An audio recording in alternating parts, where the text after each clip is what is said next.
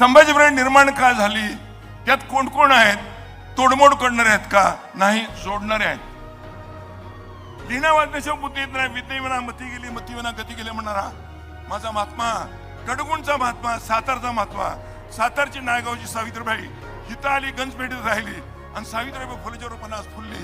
तोच विचार पुढे न्यायचा आहे. यशवंतांचा विचार, ज्ञानवंतांचा विचार, विचारवंतांचा विचार, कलावंताचा विचार आणि तुम्हा सगळ्यांना रसिकांचा विचार उद्या महाराष्ट्रात जावा, ते निर्मळ पाणी म्हणून जावं.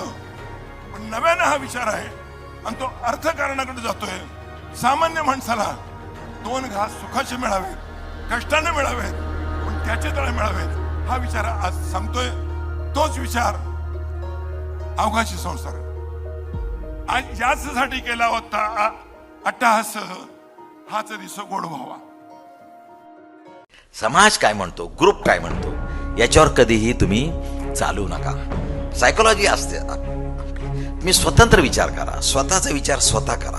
आणि स्वतःचा विचार जर करायचा असेल तर ती ताकद आपल्या विचारात आपल्याला भिनवली पाहिजे. बिझनेस हा फक्त आपल्यासाठी नसतो. बिझनेस करण्यासारखी दुसरी मोठी समाजसेवा नाहीये. जर तुम्ही पैसा कमवला तर पैशाने तुम्ही जास्त समाजसेवा करू शकता, आपल्या समाजाचं जास्त भलं करू शकता.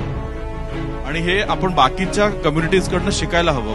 मी बऱ्याचदा खूप मोठा विचार करत बसतो आणि विचारच करत बसतो. नंतर मला खूप वेळाने कळतं की अरे आपण विचार जास्त केलाय आणि पावलं कमी टाकलेली आहेत. सो काही काळानंतर विचार बंद आणि पावलं टाकणं सुरुवात जर नाही केली आपण, तर आपण पुढे कधीच जाणार नाही.